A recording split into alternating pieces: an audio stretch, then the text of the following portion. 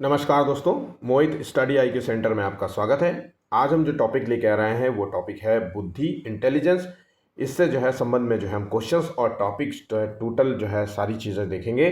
तो ये एक थ्योरी है, पहले आपको मैं थ्योरीज कराऊंगा, प्लस उसके बाद जो है मैं आपको इससे रिलेटेड जो है 40 to 50 क्वेश्चंस भी कराऊंगा, जो सभी क्वेश्चंस इंपॉर्टेंट होंगे। देखिए सीडीपी के जो टॉपिक में, सीडीपी के जो चैप्टर में आप देखिए तो बुद्धि के संबंध में आपसे 2 क्वेश्चंस जो है 100% जो है देखने को मिलेंगे। इसलिए इस टॉपिक को अच्छे से कवर कर लीजिएगा। अच्छा, यहाँ से क्वेश्चंस बच्चे गलत भी करते हैं, ध्यान रखिएगा, इसलिए ये थोड़ा सा ध्यान से आप सब चीज़ों को पढ़िए, ठीक है। तो आइए कंप्लीट जो है इस टॉपिक को कवर करते हैं। वीडियो अच्छा लगे तो प्लीज़ वीडियो को लाइक ज़रूर करिएगा। आज का जो टारगेट है वो है 40 लाइक्स का, लाइक मोटिवेशन के लिए, ताकि हम आपके लिए इसी प्रकार से नए नए टॉपिक और नए नए वीडियोज़ और नए नए क्वेश्चन सब कुछ लेकर के आते रहेंगे। वीडियो को ज़्यादा से ज़्यादा दोस्तों तक भी पहुंचाइएगा ताकि वो भी इस वीडियो का लाभ ले सके। और चैनल को सब्सक्राइब नहीं किया तो प्लीज़ कर लीजिएगा, और कमेंट भी आप हमें कर सकते हैं, ठीक है। देखिए ये टॉपिक इंपॉर्टेंट है, मैं फिर से रिपीट कर रहा हूँ, ये टॉपिक इंपॉर्टेंट है और आपको अच्छे से तैयार कर लेना चाहिए। सारे फैक्ट्स जो मैं आपको फैक्ट्स वन लाइनर दे रहा हूँ एक एक पॉइंट्स में, वो सभी क्वेश्चंस के रूप में, ऑप्शंस के रूप में दिए जाते हैं।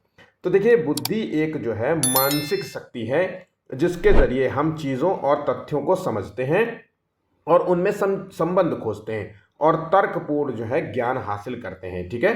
तो बुद्धि को अच्छे तरीके से समझ लीजिएगा। बुद्धि के सहारे हम विवेकशील चिंतन करते हैं और वातावरण के साथ जो है प्रभावी ढंग से समायोजन करते हैं। नेक्स्ट पॉइंट है, इसमें कुछ भी ऐसा समझाने जैसा नहीं, बहुत सिंपल भाषा में मैंने समझाने का प्रयास किया है। आई होप जो है आप चीज़ों को समझ पाएंगे, ठीक है। अच्छा, इस टॉपिक को कवर करने के बाद, क्वेश्चंस लगाने के बाद, मैं आपको एक लास्ट में इसी जो है इन्हीं पूरे कंप्लीट टॉपिक से एक क्वेश्चन जो है दूंगा, आप क्वेश्चन का आंसर दीजिएगा। जिन लोगों ने अच्छे से सुना होगा, ध्यान से सुना होगा, वो क्वेश्चन का आंसर दे पाएंगे, और जो लोगों ने नहीं सुना होगा वो सब गलत कर पाएंगे। तो इसलिए ध्यान रखिएगा, इस क्वेश्चन का आंसर जरूर देखिएगा, इंपॉर्टेंट है। बुद्धि जो है व्यक्ति के अनुवांशिकी और वातावरण के अंतःक्रिया का परिणाम है। तो मैंने कई बार आपसे कहा है कि एक व्यक्ति का जो डेवलपमेंट होता है वो हेरेडिटी और इन्वायरमेंट की परस्पर क्रिया का परिणाम होता है। तो यहाँ पे इसी चीज को ये डिफाइन किया गया है, ठीक है। बुद्धि मापने के लिए सबसे पहला परीक्षण, अब ये इंपॉर्टेंट पॉइंट है कि बुद्धि मापन का सबसे पहला परीक्षण जो है बिने तथा साइमन ने 1905 में किया था। इस परीक्षण में बुद्धि को मानसिक, मेंटल एज के रूप में मापा था। मतलब इन्होंने बुद्धि को एक कारक माना है, मेंटल एज के रूप में डिफाइन किया है, ठीक है। 1916 में बिने साइमन परीक्षण का सबसे महत्वपूर्ण संशोधन जो है टर्मैन ने किया था। इस संशोधन में बुद्धि को बुद्धि लब्धि कह लीजिए या आईक्यू कह लीजिए के रूप में माना है। तो याद रखिएगा, टर्मैन ने आईक्यू के रूप में जो है डिफाइन किया है, और वहां पे जो है यहाँ पे जो पॉइंट्स है वो मानसिक एज के रूप में डिफाइन किया है। यहाँ पे ये सभी जो है पॉइंट्स आपके लिए इंपॉर्टेंट है, इसको नोट कर लीजिएगा। अब आ जाते हैं बुद्धि लब्धि का फॉर्मूला क्या है। तो देखिए, जैसे आईक्यू निकालते हैं तो आईक्यू इज इक्वल टू होता है मेंटल एज, जिसके कहते हैं हम मानसिक आयु, बटे जो है वास्तविक एज, जिसे कहते हैं क्रॉनिकल एज, इंटू 100। इसी से जो है एक व्यक्ति की जो है आईक्यू निकाला जाता है। अब हम आईक्यू का कुछ जो है वितरण उदाहरण देख लेते हैं। तो अगर किसी व्यक्ति का आईक्यू 130 से भी अधिक है तो वो जीनियस व्यक्ति कहलाएगा, प्रतिभाशाली कहलाएगा। 120 से 130 के बीच में एक प्रखर बुद्धि वाला व्यक्ति कहलाता है, जिसे कहते हैं हम सुपीरियर इंटेलिजेंस वाला व्यक्ति। और 110 से 120 के बीच में अगर हम कहें तो तीव्र बुद्धि वाला, एवरेज से ऊपर। और 90 से 110 के बीच में जो है एवरेज बुद्धि वाला व्यक्ति, बहुत ही इंपॉर्टेंट है, अक्सर ये क्वेश्चन पूछा जाता है। उसके बाद अब जब 90 के नीचे जितना भी होगा वो मंद बुद्धि के अंतर्गत आएगा, और उसके नीचे आएगा जो है 70 से 80 के बीच में अल्प बुद्धि, और 70 के नीचे जो है जड़ बुद्धि इडियट जिसे कहेंगे। जड़ बुद्धि मतलब इसको कुछ भी समझाओगे समझ नहीं आएगा, जल्दी बातों को समझ में नहीं आएगा। अल्प बुद्धि वाले को चीजें समझ में आएगा, लेकिन ज्यादा जो है कॉम्प्लिकेटेड तर्कपूर्ण जो है चीजें इसको समझ में नहीं आएगी, ठीक है। और मंद बुद्धि वाला जो है वो थोड़ा सा और जो है ऊपर लेवल का है, कि कम बुद्धि है, इसके चीजों को कर लेता है, ठीक है।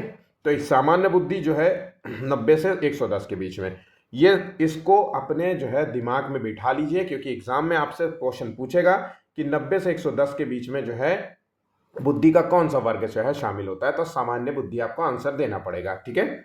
चलिए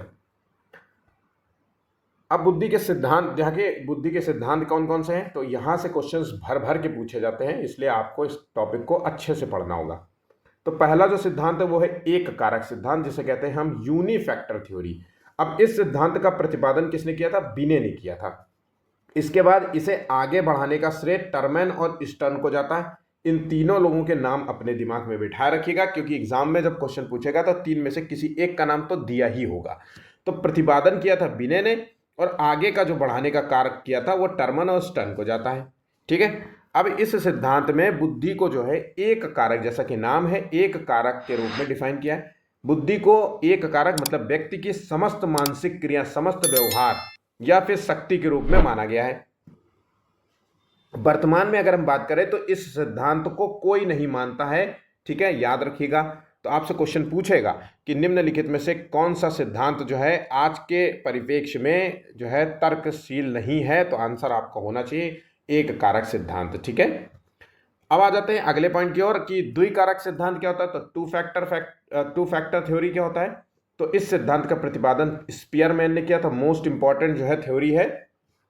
इन्होंने बुद्धि को दो प्रकार की मानसिक योग्यताओं के रूप में जो है डिफाइन किया। पहला जो है सामान्य योग्यता, दूसरा विशिष्ट योग्यता। सामान्य योग्यता को हम जनरल जो है मेंटल एबिलिटी कहते हैं, और विशिष्ट योग्यता को स्पेसिफिक मेंटल एबिलिटी कहते हैं। ठीक है, अब यहाँ पे सामान्य योग्यता को जो डिफाइन किया है वो ये है कि व्यक्ति के जो सभी प्रकार की जो मानसिक क्रियाएं हैं, कार्य हैं, वो इसी योग्यता के अंतर्गत आती। जो भी हम डेली के रोजमर्रा कार्यों को हम जिस तरीके से करते हैं वो सामान्य बुद्धि के अंतर्गत आता है। सभी प्रकार के कार्यों को संज्ञानात्मक ढंग से करने की जो है सार्वजनिक जन्मजात क्षमता होती है, वो सामान्य योग्यता होती है। ठीक है, यहाँ पे कुछ भी ऐसा नहीं है जो आप नहीं समझ पा रहे होंगे।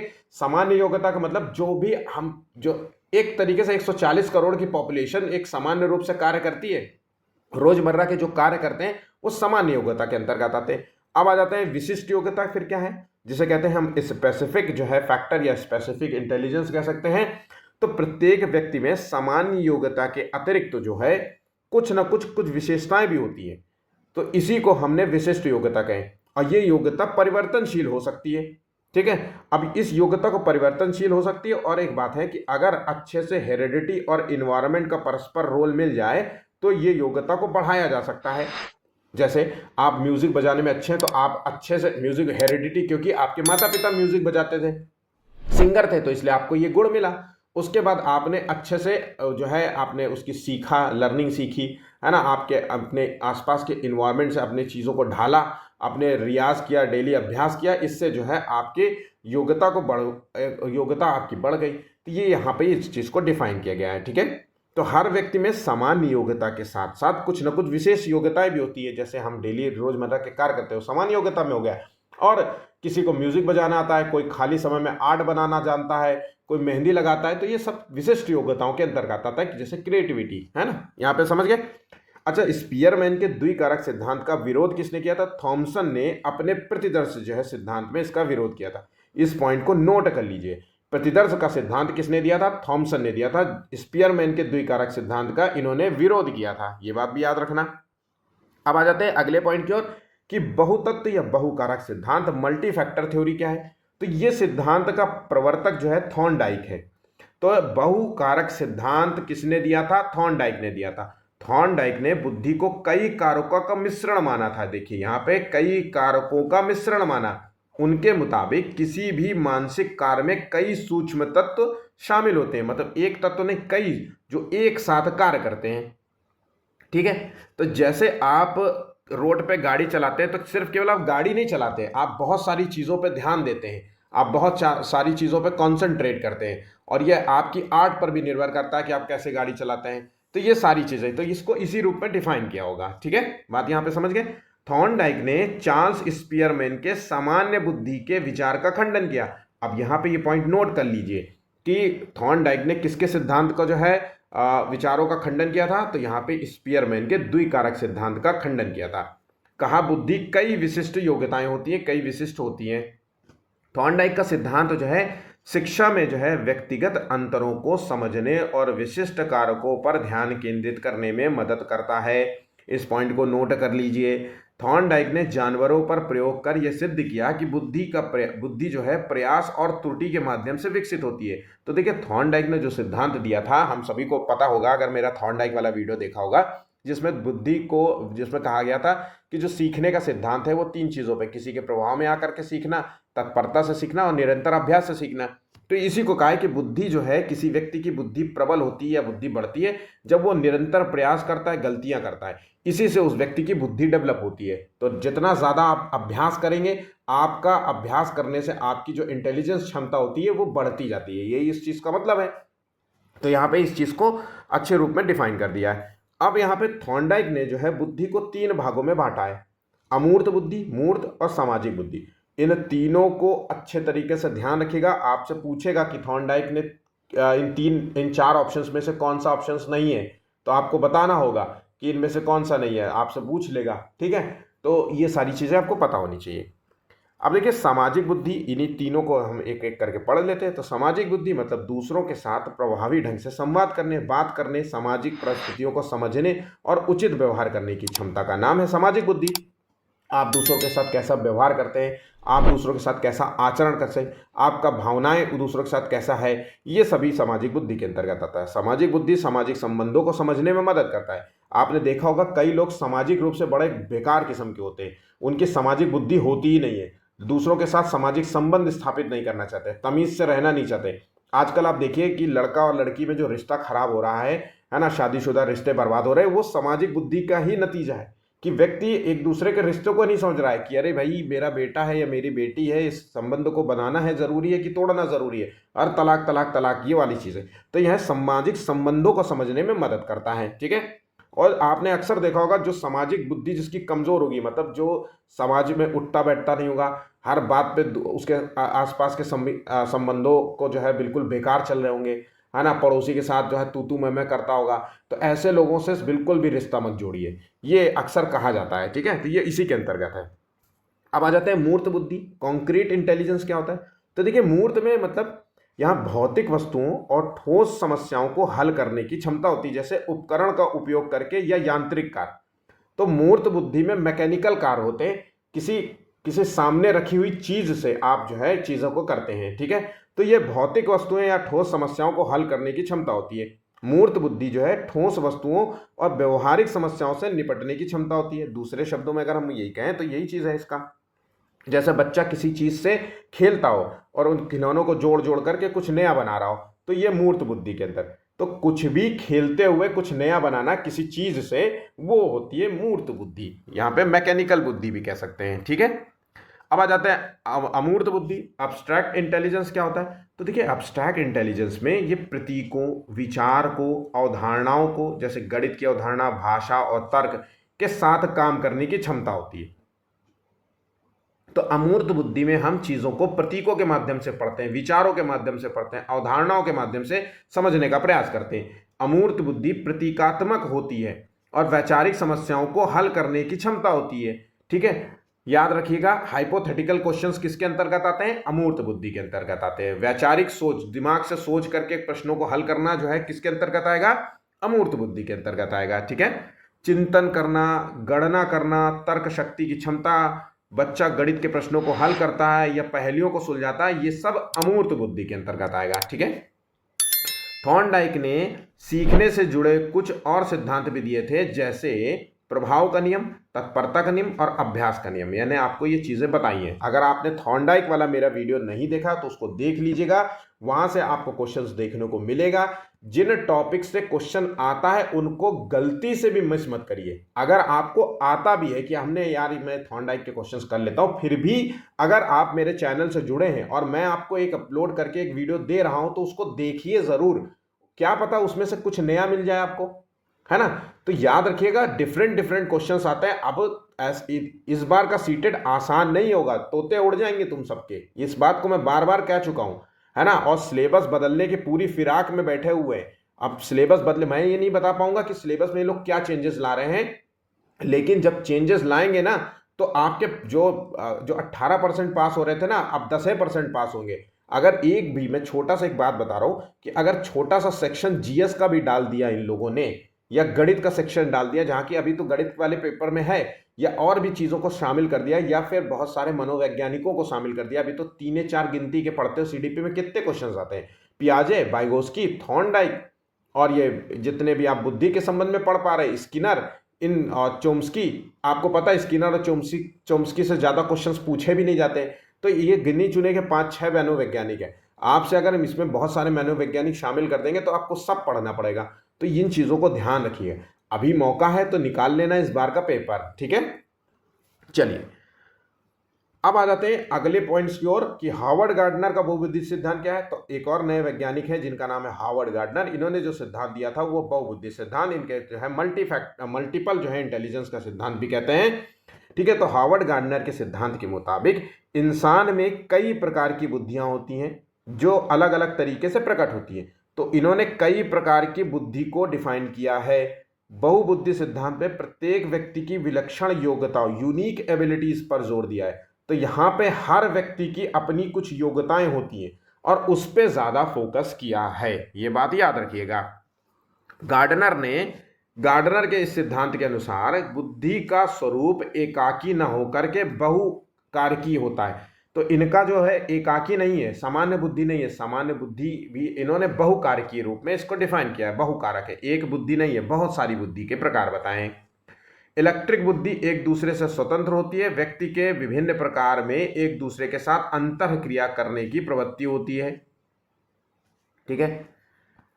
गार्डनर ने बुद्धि को एक ही क्षमता के बजाय 8 प्रकार के जो है रूपों में डिफाइन किया है। वर्तमान में इसके 9 स्तर भी हैं।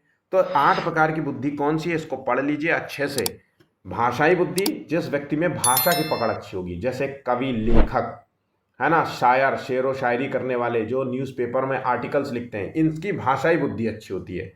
तार्किक गणितीय बुद्धि, जो तर्क करना जानते हैं, गणित के क्वेश्चंस को सॉल्व करना जानते हैं, रीजनिंग एबिलिटीज को सॉल्व करना जानते हैं, उनके अंदर गणितीय बुद्धि का ज्यादा होता है।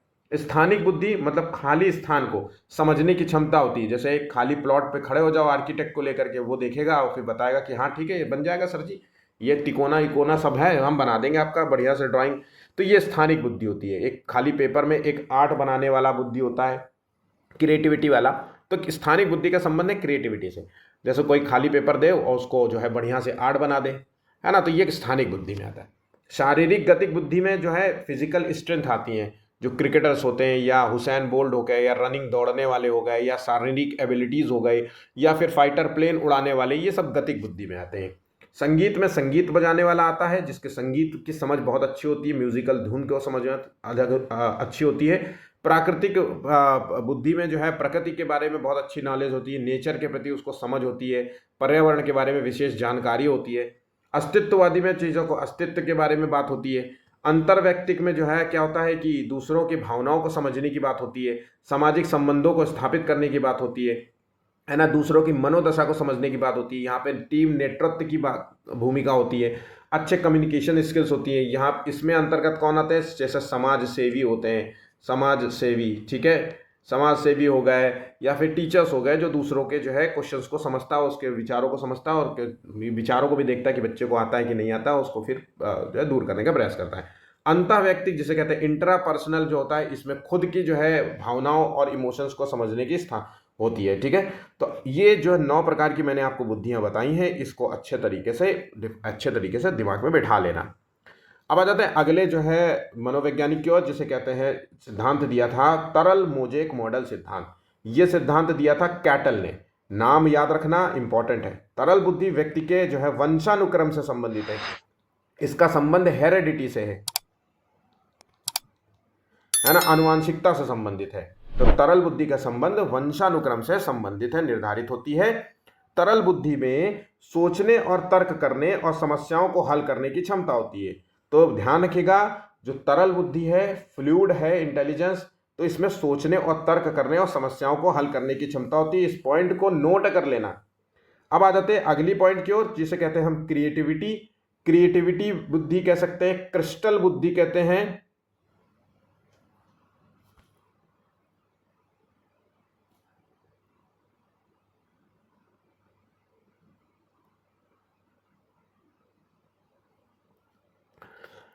ठीक है, और क्रिएटिविटी से जुड़ी होती है जैसे पहेली हल करना, समस्याओं को जो है सुलझाना, नई समस्याओं का कारण और समस्या समाधान करना। तो ये सब तरल बुद्धि का संबंध क्रिएटिविटी से संबंधित होती है, क्योंकि इसमें तर्क करने, सोचने, समस्याओं को हल करने की क्षमता होती है। ठीक है, ये पॉइंट याद रखना। अब आ जाते हैं अगले पॉइंट की ओर कि उम्र बढ़ने के साथ साथ तरल बुद्धि में गिरावट देखने को मिलती है। जैसे जैसे व्यक्ति की एज बढ़ेगी वैसे वैसे जो है फ्लूइड इंटेलिजेंस उसका जो है गिरावट आती है। ये आपसे क्वेश्चन पूछा गया है। अब आ जाते हैं अगले पॉइंट की ओर क्योंकि कैटल ने जो अपने सिद्धांत दो सिद्धांत दिए थे। एक तो दो सिद्धांत दिए थे, मतलब बुद्धि को दो रूप में डिफाइन किया था, तरल बुद्धि के रूप में और एक क्रिस्टल बुद्धि जिसे कहते हैं हम ठोस बुद्धि। इसका दूसरा नाम है स्फटिक बुद्धि। नोट कर लेना, स्फटिक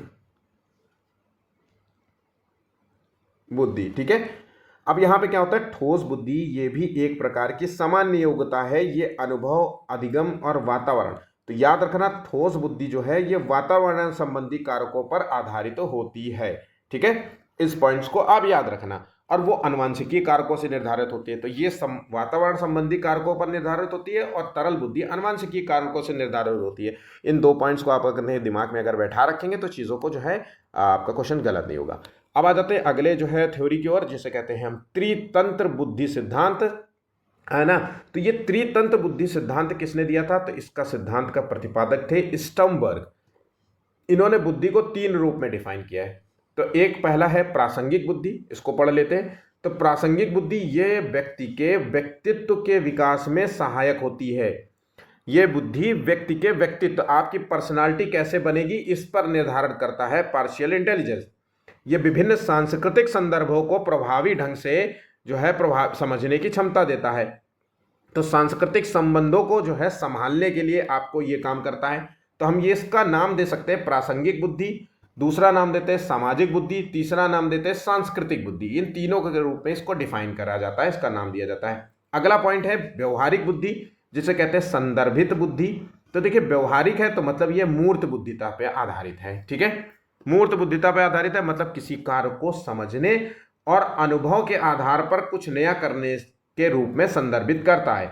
तो कुछ नया करना, किसी अनुभव के आधार पर किसी कार्य को समझना, ये इस प्रकार करता है। रोजमर्रा की दुनिया से समलतापूर्वक जो है जुड़ने की क्षमता का नाम है। ठीक है, यहाँ पे यह ध्यान रखिएगा। नेक्स्ट क्वेश्चन है, नेक्स्ट जो बुद्धि है वो है विश्लेषणात्मक बुद्धि। ये विश्लेषणात्मक मतलब किसी चीज का मूल्यांकन परीक्षण द्वारा किया जाता है, समस्याओं को हल करने के लिए उपयोग किया जाता है इस बुद्धि का। ठीक है, किसी व्यक्ति द्वारा किसी भी परिस्थिति का विश्लेषण कर पाना, तथ्यों को समझ पाना और समस्या का समाधान करना, इसी बुद्धि के। तो विश्लेषणात्मक जैसा कि नाम रखा है कि मतलब किसी प्रॉब्लम का आप विश्लेषण कर पा रहे हो, उनके चीज़ों को समझ पा रहे हो, उन चीज़ों को तोड़ के आप समझ पा रहे हैं कि भैया ये समस्या है। ठीक है, तो विश्लेषण करना, बात यहाँ समझ गए। अब आ जाते हैं क्वेश्चंस की ओर। बुद्धि से संबंध में परीक्षा में पूछे गए जो सभी महत्वपूर्ण प्रश्नों को देखेंगे। तो पहला जो क्वेश्चन है रटने वाला है, बुद्धि वो शक्ति है जो हमें जो है समस्याओं का समाधान करने और उद्देश्यों को प्राप्त करने की क्षमता देती है। कथन किसका है, तो ये कथन है वुडवर्थ का है। आंसर हो गया ऑप्शन ए। ठीक है, अगला क्वेश्चन है, एक बच्चे में मेंटल एज 12 वर्ष है और क्रॉनिकल एज 10 वर्ष है, तो उसकी बुद्धि लब्धि क्या होगी। मैंने आपको बताया था कि आईक्यू, बुद्धि लब्धि का मतलब होता है, आईक्यू का फॉर्मूला होता है मेंटल एज मानसिक आयु बटे क्रॉनिकल एज जिसे कहते हैं वास्तविक आयु। मेंटल एज 12 है, यहाँ पे 10 है, गुणे 100, तो यहाँ पे 0 अगर हम उसके कहें तो आईक्यू होगा 120। तो ये कहीं ना कहीं जो है एक सुपीरियर जो है इंटेलिजेंस वाला बंदा होगा, तो 120 आंसर हो गया। ठीक है, चलिए अगला क्वेश्चन, निम्नलिखित में से कौन बुद्धि को निर्धारित करने वाले कारक है। तो देखिए बुद्धि का निर्धारित करने वाले कारक कौन से हैं, तो यहाँ पे हेरिडिटी और वातावरणीय दोनों कारकों को इंपॉर्टेंस देंगे। आंसर हो गया ऑप्शन सी। जिन लोगों ने सी समझा है वो सभी सही होंगे। ठीक है, आखिर में क्वेश्चंस जरूर देखिएगा और आखिर तक देखिएगा क्योंकि एग्जाम में यही क्वेश्चंस पूछे जाते हैं। मैं बार बार आपसे कहता हूँ ऐसी चीज़ों को छोड़ा मत करिए। ठीक है, जहाँ से आपके नंबर क्लियर हो। हार्वर्ड गार्डनर द्वारा निम्नलिखित में से एक को छोड़कर बाकी सभी बुद्धि के प्रकार बताएं। तो हार्वर्ड गार्डनर ने जिन्होंने सिद्धांत दिया था बहुबुद्धि कारक का सिद्धांत, या फिर हम कहते हैं मल्टीपल इंटेलिजेंस थ्योरी दी थी, इसके तहत 8 प्रकार की बुद्धि के रूप में इस चीज़ों को डिफाइन किया है। 8 प्रकार की बुद्धि में से जो नहीं है वो है भावनात्मक बुद्धि। अंतःवैयक्तिक बुद्धि, अंतर्वैयक्तिक बुद्धि, भाषाई बुद्धि, ये सभी चीजें हैं, लेकिन भावनात्मक बुद्धि को डिफाइन नहीं किया है। ठीक है, बच्चे की जो बुद्धि लब्धि है आईक्यू 90 से 110 के बीच में है, वो कौन सी बुद्धि कहेंगे? तो आईक्यू अगर 90 से 110 में है तो इसका मतलब है कि वो जो है यहाँ पे सामान्य बुद्धि के रूप में डिफाइन करेंगे। ऑप्शन यहाँ पे ए सही होगा, एवरेज इंटेलिजेंस किसे कहेंगे। ठीक है, बुद्धि लब्धि या आईक्यू की अवधारणा किसने दी थी? तो देखिए ये इस अवधारणा का जो प्रतिपादक थे वो स्टर्न ने। आंसर हो गया ऑप्शन ए। तो ये जो अवधारणा की हम बात करें, जो mental age upon chronicle age, ये थ्योरी इन्होंने दी थी। ठीक है, बुद्धि जन्मजात और अर्जित दोनों होती है, ये कथन किससे संबंधित है? तो देखिए जन्मजात होती है मतलब वंशानुगत होती है, अर्जित होती है मतलब वातावरणीय कारकों से अर्जित होती है। तो यहाँ पे जो आंसर होगा वो ऑप्शन सी होगा। ठीक है, जिन लोगों ने सी आंसर लगाया वो सभी सही होंगे। बुद्धि के संबंध में सही कथन क्या है? तो देखिए सही कथन को देखिए, समायोजन करने की क्षमता का नाम बुद्धि है, बिल्कुल सही बात हो रही है। सीखने की क्षमता का नाम भी बुद्धि है, बिल्कुल सही है। तार्किक करने की क्षमता का नाम बुद्धि, बिल्कुल सही है। तो यहाँ पे आंसर हो गया ऑप्शन डी। ठीक है, आंसर हो गया ऑप्शन डी। देखिए मैं क्वेश्चंस को जल्दी से कराता हूं क्योंकि मैं चाहता हूं कि आपका समय ना वेस्ट हो। आप क्वेश्चंस पढ़िए और आंसर सोचिए, उसको पॉज कर लीजिए और आंसर सोचिए। मैं आप चाहूं तो इस वीडियो को एक एक डेढ़ घंटे के लिए बना सकता हूं, जैसे अदर यूट्यूब चैनल में बनाए जाते हैं, लेकिन मैं चाहता हूं कि आपका समय वेस्ट ना हो। आप अगर 30 मिनट भी दे रहे हैं इस वीडियो के लिए तो आपका 20 से 25 मिनट में ये वीडियो कंप्लीट हो जाए और आप इसका नोट्स बना लें। सारा समय आप टाइम हो आपका नोट्स बनाने में और मेरी बातों को सुनने में, उसके बाद आप उसको रिवीजन करिए। ये आपके लिए बहुत ज़रूरी है। आपको ये टॉपिक अच्छे से तैयार भी हो तो भी आप इसके नोट्स ज़रूर बनाइए, क्योंकि सरसरी निगाह में देखने में कोई बुराई नहीं होती। 2 मिनट 15 मिनट का जो है ज़्यादा मेहनत करनी पड़ेगी और 15 मिनट में आपका वह चीज़ें जो है आपकी कंप्लीट रूप में तैयार कर लोगे। ठीक है, अगला क्वेश्चन देखिए, निम्नलिखित सिद्धांतों में से कौन बच्चे के बौद्धिक विकास के 4 चरणों की बात कर रहा है? संवेदी चालक, पूर्व संक्रियात्मक अवस्था, जो है सुदृढ़ जो है परिचालक, या जो है मूर्त संक्रियात्मक अवस्था, औपचारिक परिचालक को चिन्हित करता है। देखिए ये सभी को पता होना चाहिए। अब ये आंसर ये जीन पियाजे के संज्ञानात्मक विकास से संबंधित है, जहां पे इन्होंने बच्चे के जो है संज्ञानात्मक विकास के लिए 4 चरण बताए हैं कि इन 4 चरणों से बच्चा जो है संवेदी जो है एक सेंसस से जो है मूर्त से जाता है और अमूर्त तक सोचता है। ठीक है, ऐसा समझ सकते हो। ठीक, नेक्स्ट क्वेश्चन है, बुद्धि का कौन सा सिद्धांत जो है सामान्य बुद्धि और विशिष्ट बुद्धि के रूप में समर्थन करता है? तो बुद्धि का जो सिद्धांत यहाँ पे जी जनरल फैक्टर और स्पेसिफिक फैक्टर के रूप में जो है डिफाइन कर रहा है, तो वह है स्पीयरमैन का द्विखंड सिद्धांत। ऑप्शन यहाँ पे सी राइट होगा। रमेश और अंकित की समान बुद्धि, मतलब उसका कह रहा है कि आईक्यू जो है 120 है। रमेश अंकित से 2 वर्ष छोटा है। यदि अंकित की आयु 12 वर्ष है तो रमेश की आयु जो है 10 वर्ष होगी, क्योंकि ये 2 वर्ष छोटा है। तो रमेश की जो है हमें मेंटल एज निकालना है। तो देखिए आईक्यू इज इक्वल टू होता है mental age upon chronicle age, मतलब वास्तविक एज, और इंटू 100। तो यहाँ पे 120 दिया हुआ है, 120 दिया हुआ है, और यहाँ पे क्रॉनिकल एज 10 है और यहाँ पे 100 है, तभी तो मेंटल एज निकलेगा। और यहाँ पे सबको हटा दो तो यहाँ पे आंसर हो गया 12। तो यहाँ पे जो मानसिक आयु है उसकी 12 है वर्ष की है। ऑप्शन यहाँ पे बी राइट होगा। बुद्धि लब्धि मापन के जन्मदाता कौन है? तो 12वें का देखिए आंसर है बिने। ऑप्शन यहाँ पे ए राइट होगा। कौन सा सिद्धांत बुद्धि को समस्या समाधान और अनुकूलन क्षमता मानता है? तो बुद्धि को समस्या समाधान और अनुकूलन के रूप में डिफाइन किया है वो है ऑप्शन ए पियाजे। पियाजे का नाम आपको देना है। आंसर हो गया ऑप्शन ए। बुद्धि के बहुकारक मल्टीफैक्टर थ्योरी के प्रतिपादक कौन थे? तो देखिए बहुकारक सिद्धांत मल्टीफैक्टर थ्योरी ये दिया है, आंसर है यहाँ पे थॉर्नडाइक। ठीक है, जहां पे 3 रूप में डिफाइन किया है, मूर्त अमूर्त। ठीक, चलिए, एक बच्चे की बुद्धि और विकास के अध्ययन की सर्वाधिक अच्छी विधि कौन सी है? तो अगर हम बच्चे की बुद्धि और विकास के अध्ययन की बात करें तो हम मनोविश्लेषण नहीं करेंगे, तुलनात्मक नहीं करेंगे, सांख्यिकी नहीं करेंगे, यहाँ पे विकासीय बुद्धि को करेंगे। ठीक है, ऑप्शन यहाँ पे सी सही जवाब होगा। एक टीचर अपने बच्चों की विभिन्न जो है अधिगम शैलियों को संतुष्ट करने के लिए वैविध्यपूर्ण कार्यों का उपयोग करती है, वो डैश डैश से प्रभावित है। तो एक क्लासरूम में वो अलग अलग बच्चे हैं और उनकी पढ़ने और उनकी क्षमताएं अलग अलग हैं, उन सभी को संतुष्ट करने के लिए वो अलग अलग कार्यों का उपयोग करती है। तो ये किस सिद्धांत से प्रभावित दिख रहा है? तो यहाँ पे आंसर ए नहीं होगा, बी नहीं होगा, डी नहीं होगा, आंसर हो गया गार्डनर के बहुबुद्धि सिद्धांत पे प्रतिपादित है, क्योंकि गार्डनर ने बहुबुद्धि का सिद्धांत दिया था जिसके तहत 8 प्रकार की बुद्धि को डिफाइन किया था। एक क्लास में अगर मान लीजिए 8 प्रकार की बुद्धि वाले लोग हैं तो हर व्यक्ति को उसके क्षमता के हिसाब से कार्य देना पड़ेगा, वैविध्यपूर्ण कार्यों का उपयोग करना पड़ेगा। आंसर यहाँ पे यही होगा। एक सफल इंटीरियर डिजाइनर, अब इंटीरियर डिजाइनर कौन होता है? जो घर का इंटीरियर करता है, जो घर का डेकोरेशन करता है। अब आप किसी इंजीनियर को हायर करते हैं, ठीक है, तो वो आपके खाली घर कमरा देखता है, फिर कहता है अच्छा यहाँ पे बेड लगेगा, यहाँ पे अलमारी लगेगा, अलमारी की हाइट ये होगी और ये डेकोरेशन में आप इस तरीके का वॉलपेपर यूज करते हैं, वो सब कंप्यूटर से सब बना देगा। तो ये जो बुद्धि है ये अमूर्त बुद्धि है, ठीक है। ऑप्शन यहाँ पे ए सही जवाब होगा। बहुबुद्धि सिद्धांत जिन्होंने गार्डनर ने दिया था के अनुसार सभी प्रकार के पशुओं, खनिजों और पेड़ पौधों को पहचानने और वर्गीकृत करने की योग्यता क्या कहलाती है? तो यहाँ पे प्राकृतिक इंटेलिजेंस काम करेगा। ऑप्शन यहाँ पे बी सही जवाब होगा। नेचर को समझने की क्षमता होती है ऐसे लोगों में, ठीक है। अधिकांश व्यक्तियों की बुद्धि जो है औसत होती है, मतलब 90 से 110 के बीच में होती है। बहुत कम लोग जो होते हैं वो प्रतिभा संपन्न होते हैं, मतलब 120 130 वाले होते हैं। अब बहुत कम व्यक्ति जो मंदबुद्धि होते हैं, मतलब जो है 70 80 के बीच में होते हैं, ठीक है। तो ये कथन किस रूप में जो है?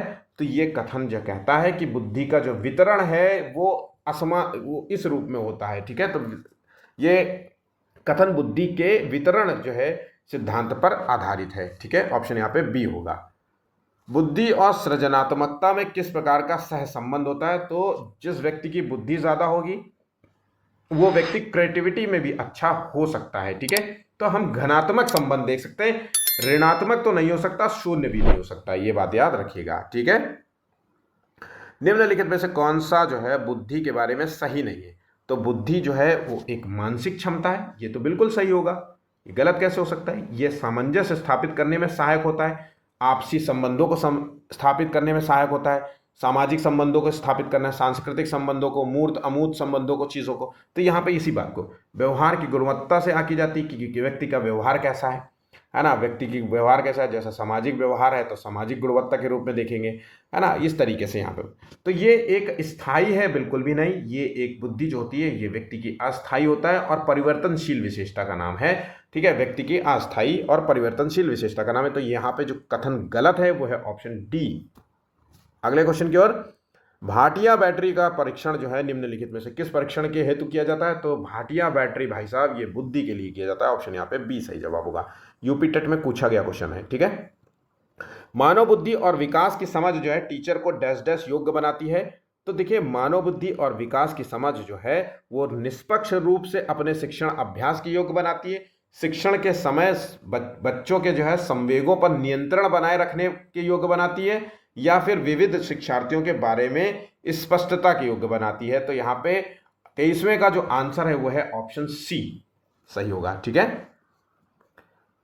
यह महत्वपूर्ण है कि कोई जो है अध्यापक बच्चों को बुद्धि लब्धि IQ के आधार पर स्थिर जो है समूहों से पृथक नहीं करे, क्योंकि मतलब किसी बच्चे का IQ ज़्यादा है तो उसको अलग ग्रुप बना दो, IQ कम है तो उसके लिए अलग ग्रुप बना दो, ये नहीं करना चाहिए, क्योंकि ये बच्चों को असुविधाजनक है, अध्यापक के लिए ये विद्यालय के असुविधाजनक है, या फिर ये बच्चों को एक दूसरे के साथ अंतः सामूहिक प्रतिस्पर्धा नहीं करने देता। तो आंसर यहाँ पे देखिए 24वें का आंसर यहाँ पे क्या है?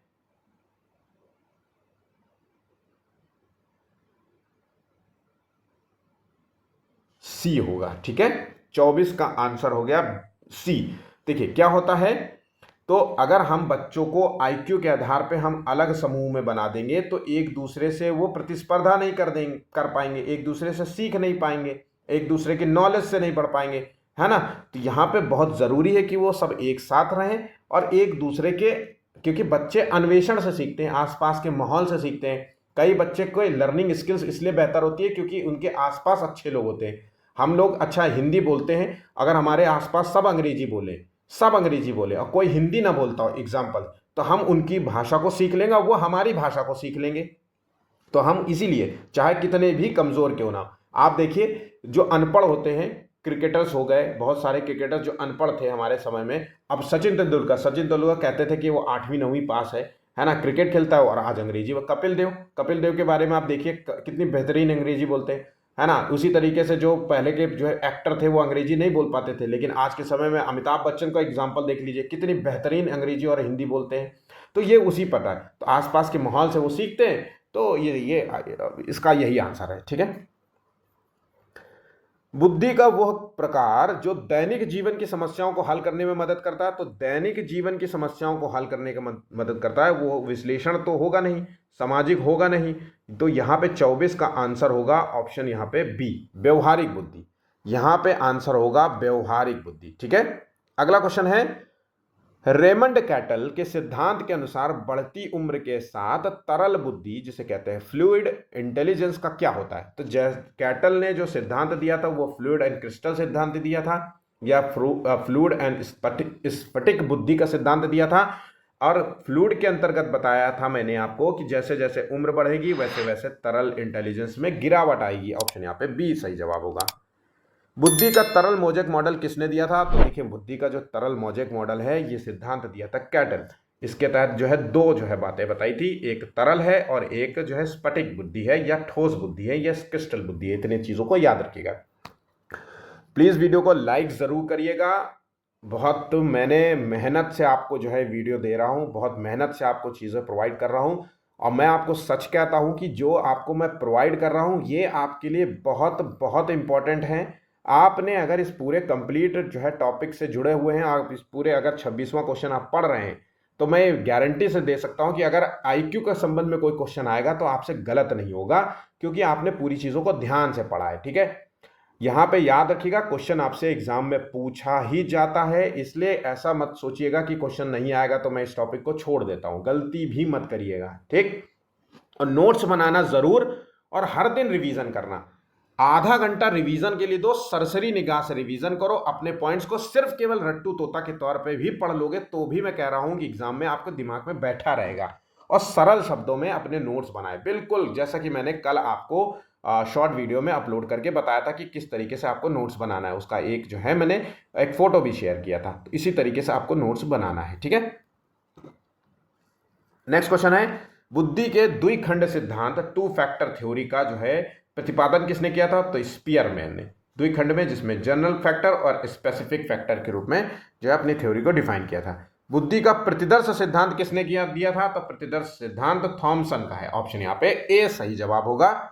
अगला क्वेश्चन है, निम्नलिखित में से किसने स्पीयरमैन के द्विकारक सिद्धांत के विरोध में अपने प्रतिदर्श सिद्धांत का प्रतिपादन किया था। तो स्पीयरमैन का द्विकारक सिद्धांत जहां पे इन्होंने जनरल फैक्टर और स्पेसिफिक फैक्टर के रूप में डिफाइन किया था, प्रतिदर्श सिद्धांत इसके विरोध में आया था, तो ये थॉमसन है। ऑप्शन यहाँ पे ए सही जवाब होगा, और ये इंपॉर्टेंट भी है, ध्यान रखिएगा।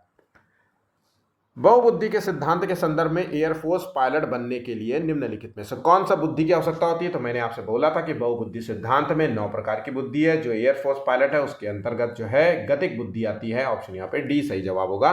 फिजिकल स्ट्रेंथ बहुत अच्छी होनी चाहिए, ठीक है। ऑप्शन यहाँ पे डी होगा। 29 क्वेश्चन बोलते बोलते मैं मेरा थक गया हूँ मैं ठीक है, चलिए कोई नहीं, फिर भी है ना, मेरा कोशिश रहती है कि मैं आपको ज़्यादा से ज़्यादा क्वेश्चंस दूं और बहुत ही डिफरेंट टाइप के क्वेश्चंस दूं, ताकि हर तरीके के क्वेश्चंस आप करें और हर तरीके के क्वेश्चंस को समझने की आपकी क्षमता डेवलप होगी। कमज़ोर से कमज़ोर बच्चा भी अगर ये सारे क्वेश्चंस देख ले तो सारे क्वेश्चंस कर पाएगा। अगर इस संबंध में कोई भी क्वेश्चन आ रहा है, नए भी क्वेश्चन बनेंगे तो भी आएंगे। ये सारे क्वेश्चन आपको सिर्फ प्रीवियस ईयर के ही नहीं है, आपको नए क्वेश्चंस भी है, मॉडल पेपर क्वेश्चन आधारित है, स्वयं से बनाए हुए क्वेश्चंस है, बुक से मैंने पढ़ी है। मेरे पास बहुत सारी जो है मनोवैज्ञानिक की बुक्स हैं जिनको मैंने आधार बना करके प्रश्नों को जो है ला करके दिया है, ठीक है। चलिए अगला क्वेश्चन देखते हैं। कक्षा अध्यापक ने राघव को अपनी कक्षा में अपने कीबोर्ड पर स्वयं द्वारा उसके द्वारा तैयार किया गया मधुर संगीत बजाते हुए देखा। तो टीचर ने देखा कि एक बच्चा बहुत ही बेहतरीन म्यूजिक धुन बजा रहा है, तो उसके अंदर टीचर के अंदर विचार आया कि राघव में किस तरीके की बुद्धि जो है उच्च स्तरीय रूप में कार्य कर रही है। तो यहाँ पे स्थानिक नहीं होगी, शारीरिक गतिबोध नहीं होगा, यहाँ पे संगीतमय बुद्धि होगी। ऑप्शन यहाँ पे सी सही जवाब होगा। 31वां क्वेश्चन है, बच्चे जो है किस तरीके के बच्चे क्या होता है? देखिए जिज्ञासु प्राणी होते हैं, तो यह आंसर यहाँ पे जिज्ञासु प्राणी होते हैं, अपने चारों ओर के जगत को खोजने के लिए अपने ही तर्कों और क्षमताओं का प्रयोग करते हैं। आंसर हो गया ऑप्शन ए। बाकी यहाँ पे आंसर गलत होगा, सभी को पढ़ लो एक बार ध्यान से, सारे ऑप्शंस पढ़ा करो जरूर। मैं अगर आंसर आपको देता हूं, आंसर सीधा सीधा बता देता हूं, तो इसका मतलब ये नहीं कि आप चारों ऑप्शंस ना पढ़ें, आप पॉज करिए, इसको पढ़िए, देखिए और समझिए, ठीक है। चलिए अगला क्वेश्चन देखते हैं, बुद्धि के बारे में निम्नलिखित में से कौन सा कथन जो है सर्वाधिक उपयुक्त होगा? तो यहाँ पे देखिए, बुद्धि मूल रूप से स्नायु तंत्र संबंधी कार्यप्रणाली है, जो आपके शरीर के जो तंत्रिका तंत्र होते हैं इसकी कार्यप्रणाली है। तो 32वें का जो आंसर है ये तो बिल्कुल भी नहीं होगा।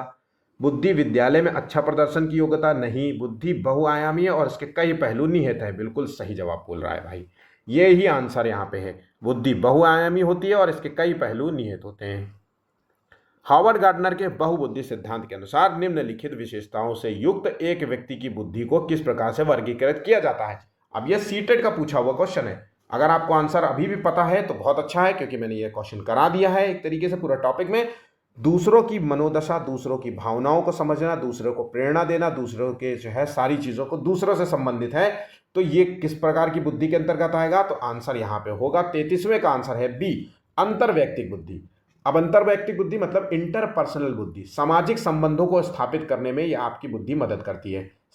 जो समाज सेवी होते हैं, टीचर्स होते हैं, ये इसी के अंतर्गत आता है। जैसे समाज की सेवा करने, जैसे कुछ डॉक्टर्स जो है 5 रुपए की पर्ची बना के दवाइयाँ बांटते हैं, तो ये सब इसी के अंतर्गत आता है, दूसरों की मनोदशा को समझते हैं, है ना। नहीं तो आजकल की कौन जो है मनोदशा को समझता है, तो ये उसी के अंतर्गत आता है। अच्छा, इसको हम पारस्परिक बुद्धि भी कहते हैं, ठीक है।